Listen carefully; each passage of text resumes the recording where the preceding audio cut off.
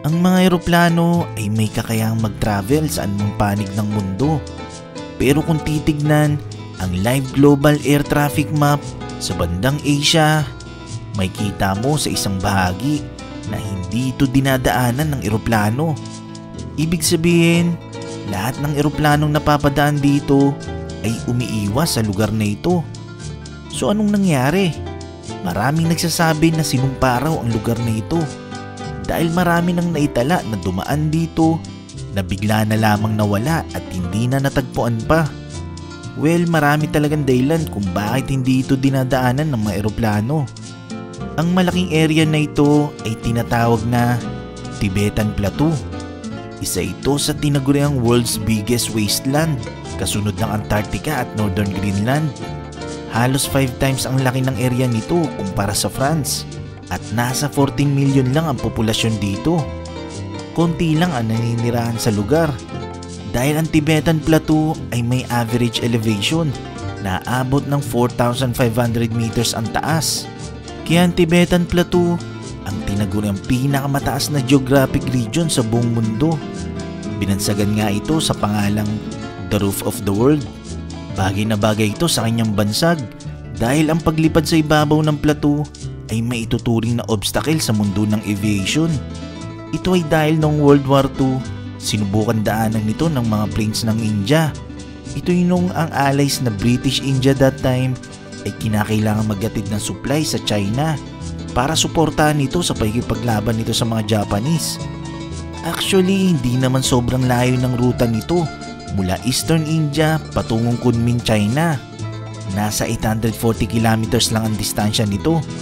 Kaso, dahil kinakailangan nitong dumaan sa ibabaw ng Tibetan Plateau na sobrang tataas, ang mga planes na dumaan dito ay nakaranas ng napakatinding turbulence na may napakalakas na hampas ng hangin na aabot ng 200 miles per hour. At ang temperatura nito ay sobrang lamig na sapat na para patigasin ang fuel nito.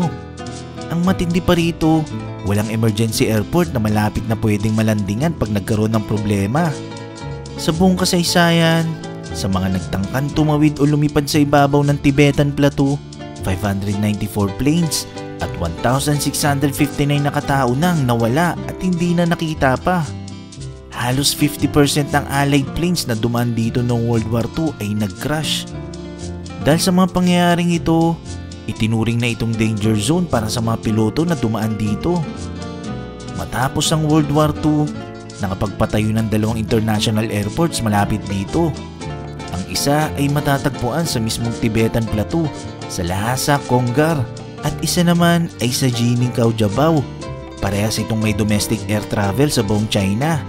At ang Lhasa ay may isang international flight sa Kathmandu, habang ang Jining naman ay may international flight sa Taipei, Taiwan, Tokyo, Japan at Kuala Lumpur, Malaysia. So ibig sabihin, sa modernong panahon, mayroon ng mga iilan na lumilipad sa ibabaw ng Tibetan Plateau. Gayunpaman, halos lahat ng international flight sa pagitan ng West at Eastern Asia ay iniiwasan talaga na dumaan dito. So ang tanong, bakit patuloy pa rin iniiwasan ng karamihan sa mga airliners na dumaan at lumipad sa ibabaw ng Tibetan Plateau bagamat may mga nag-e-exist naman ng modern international airport sa lugar? Basically, mayroong 4 na dahilan. Una ay ang risk pag nagkaroon ng emergency situation. Imagine ang average elevation ng Tibetan Plateau ay halos nasa 14 feet ang taas. Ang airlines usually lilipad ng 30,000 feet pag ganito. So normally sa ganitong kataas wala naman talagang problema. Kaso kapag nagkaroon ng critical emergency situations tulad ng cabin depressurization o magkaroon ng engine failure event, ang airline protocol ay kinakailangan bumaba ng lipad ng eroplano nito sa 10,000 feet. Ang senaryo kasi sa cabin depressurization, after bumaba sa 10,000 feet, sa loob ng eroplano ay magbababa ng oxygen mask para suotin ng mga pasahero para makahinga. Pero limited lang ang supply nito. Generally, nasa around 20 minutes lang. Ibig sabihin, sapat na ito hanggang sa bumalik ang normal na kondisyon ng paghinga ng mga pasahero mula sa mataas na pressure. Pero obviously, Imposible ito na gawin sa Tibetan Plateau, lalo na't 5 times na mas malaki ang area nito kaysa sa France. At hindi rin pwedeng bumaba ang eroplano sa 10,000 feet dahil nga siguradong magkakrush ito sa mga bundok. Ang average na taas ng bundok dito ay 14,000 feet. Kapag ang cabin depressurization ay nangyari sa Tibet, daan at libong kilometro pa ang kakailanganing tahakin para mag-emergency landing sa mga malapit na international airport. Noong 2018, ang Sichuan Airlines ay lumipad mula Chongqing Airport at ang ruta nito ay patungong Lhasa Airport. So dumaan ito sa Tibetan Plateau at lumipad ng 30,000 feet sa ibabaw nito. Saktong nagkaroon ng problema dahil nagkaroon ng cabin depressurization event. Mabuti na lang, hindi pa sila masyadong nakakalayo mula sa pagpasok nito sa Tibetan Plateau. So mabuti na lang din at bibo ang piloto nito. Dahil imbes na dumiretso, mabilis nitong pinihit pabalik ang eroplano. 30 minutes ito na nag-depressurization at ligtas na nakapag-emergency landing sa Chengdu Airport.